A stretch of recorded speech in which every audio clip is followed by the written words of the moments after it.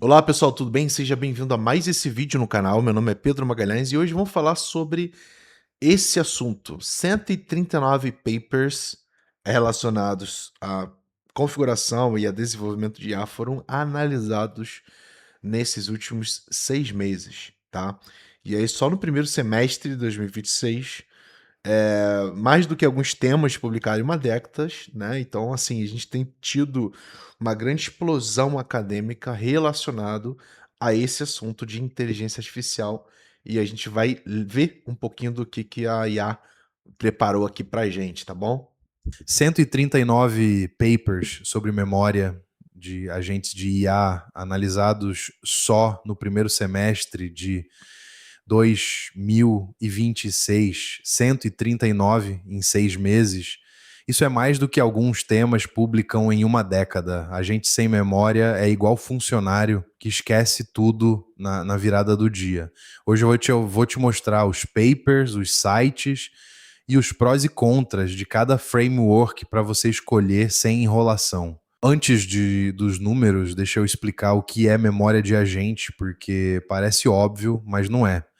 Mais especificamente, o que ele está se referindo é sobre o uso e a configuração dessa memória desses agentes. A grande lance agora, né, que tem sido publicado, analisado e criado de soluções de IA, tem relação com a memória dos agentes, né? Como que você consegue persistir uma memória, né? Porque quando você vai conversar com um ser humano, você pode contextualizar com outros seres humanos eventos que não estão relacionados à realidade que ele viveu. Então, para você contar a história do que aconteceu em uma viagem que você teve para a praia, tem que contextualizar como você foi, o que aconteceu, porque o outro ser humano não estava presente, né?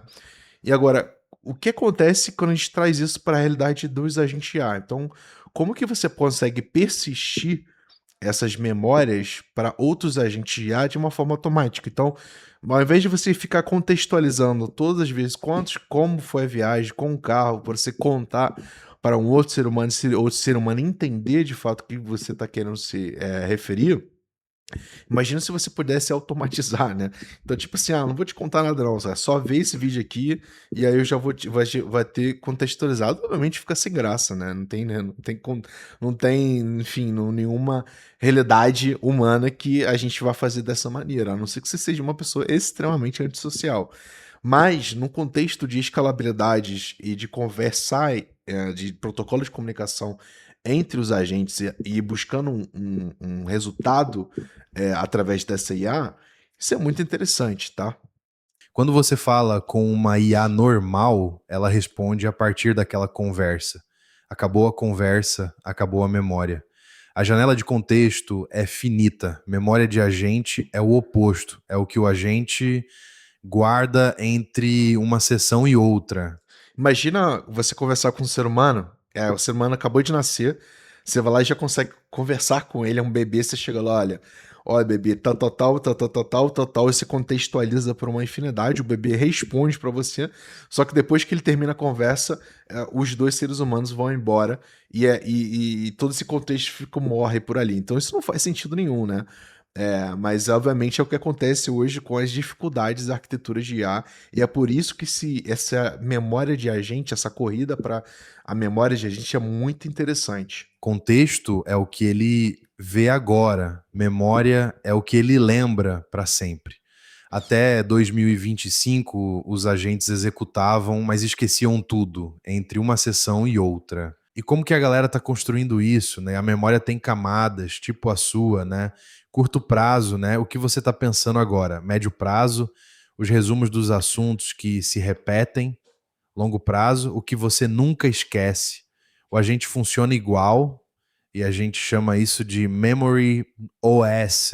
Lembrando, tá, gente? Isso é muito comum. Se você for fazer uma task na tua IA e você pede ela para ela fazer visando ou corrigir um bug, visando curto, médio e longo prazo, você vai ver que a eficiência do que ela está desenvolvendo ali se torna mais interessante, ok? Sistema operacional da memória. Por baixo, um modelo que transforma texto em vetor, um banco vetorial, um banco de grafo e um reordenador. E de onde saiu esse número de 139? De uma análise que mapeou os papers mais relevantes da área, os 3 que você precisa conhecer. O Memory for Autonomous LLM Agents, uma survey no Arciv que cobre tudo de 2022 até o começo de 2026, o State of AI Agent Memory 2026, do MEM0, que traz os benchmarks, e o Awesome Agent Memory, um repositório no GitHub que mantém a lista viva. Os 3 estão na tela agora com os sites. Na hora de escolher um framework, a categoria se divide em 2 jeitos de pensar. Tem os que guardam a memória como um grafo. Entidades são pontos, relações são linhas. E tem os que tratam a memória como uma camada que evolui com o usuário. A partir de agora eu vou passar pelos 4 principais e te mostrar de cada um os prós e os contras, sem ficar em cima do muro. Primeiro, o MEM0, ele guarda a memória como um grafo, ligando entidades e relações. O Pro é open source, tem API fácil e é muito adotado, então você acha exemplo de tudo. O contra, montar grafo mais vetor dá mais trabalho de infra e a abstração pode esconder detalhes que você precisaria controlar. Segundo, o Leta, o antigo main GPT, ele mantém um modelo de usuário que evolui e edita a própria memória. O Pro, memória multisessão de verdade, com edição automática, ótimo para conversas longas e agentes com o estado. O Contra, a curva de aprendizado é maior e ele é mais opinativo, te força a seguir o jeito dele. Terceiro, o Zep com o Graphite, ele é o especialista em grafo temporal, ou seja, entende que fatos mudam com o tempo. O Pro, retenção de longo prazo, integração com LangChain e Llama Index. O Contra, a temporalidade adiciona complexidade e, para caso simples, pode ser exagero. Quarto, né, o Cogni. Ele é grafo nativo com um pipeline que extrai, organiza e carrega conhecimento, tratando a memória como uma camada ativa que melhora sozinha. O Pro, ótimo para bases de conhecimento e memória que se auto-organiza. O Contra, ainda é mais nichado, com menos documentação e comunidade. E como a gente sabe qual funciona, é aí que entram os benchmarks. O Locomo tem mais de 1.500 perguntas, o Long Memival tem que... A melhor forma de você medir a popularidade de um framework é você entender o tamanho da comunidade que abrange esse framework, tá? Então isso sempre foi uma métrica de tecnologia em geral para uso de frameworks. Então eles sempre visam, exploram esses números de comunidade, ok? 500 perguntas em 6 categorias. E o BIAM testa com 1 milhão e 10 milhões de tokens. O resultado, quando a escala aumenta 10 vezes, o desempenho cai 25%. Memória que aguenta a escala ainda é o grande problema aberto. Agora o meu take, ele falando como dev, né? O que é real, a infra já existe, é open source e tem benchmark para comparar. Dá para começar hoje. O que é hype? Muita coisa que chama de memória é só RAG, jogar tudo num banco vetorial e rezar. A oportunidade, memória é o gargalo. O que ele quis dizer assim? Isso é real, tá, gente? O desafio, bom, o desafio ainda não foi totalmente solucionado. Como é que você consegue ter uma escalabilidade de um contexto muito grande? Ou seja, como é que você...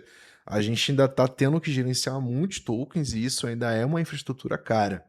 E o grande lance que ele está referindo pô, hoje você tem um hype correlacionado a essas memórias, só que na grande maioria são indexações e banco de dados. Então é simplesmente colocar um dado ali e torcer para que a IA use esse dado ou não, se ela entender que não. Ainda é assim, ela foge do controle para uma maior eficiência. Então não necessariamente vai ter um bom retorno se você tiver uma memória, enfim, longo prazo. Então, o que ele está falando olha, existe um hype ali que no final do dia é um PostgreSQL, um database configurado e não necessariamente é uma memória persistente, né? Em resolver memória de longo prazo com escala, resolve o que trava a próxima geração de agentes autônomos. Se você é dev e quer surfar essa onda, comenta qual framework você testaria primeiro, Meme0, Leta, Zep ou Cogni. Qual que vocês testam primeiro? Sempre assim, galera. Dá uma olhadinha no site, tenta fazer um Kickstart lá e dá uma olhadinha, cara. Eu particularmente gostei do Meme Zero, mas assim, pode ser que você tenha uma opinião diferente, né? Deixa o like e comenta quero o tutorial que eu trago o passo a passo na prática. Lembrando, se vocês tiverem interesse nesse tipo de conteúdo, comente aí, solicite, porque isso faz sentido, porque eu sei que eu tô produzindo um conteúdo voltado para vocês, ok? Que é IA mais blockchain sem enrolação. Se inscreve, ativa o sino e cola com a gente. Um abraço e até o próximo vídeo. É isso, pessoal. Muito obrigado por assistir esse vídeo até o final. Eu acho que faz todo sentido você trazer esse questionamento de aí você entender como está o mercado da IA e as memórias de IA, né? Então existem vários frameworks, existem várias soluções, mas a verdade é que existe uma corrida para fornecer as melhores soluções de contexto longo prazo com escalabilidade, tá? Pessoal, muito obrigado por assistir esse vídeo e nos vemos no próximo.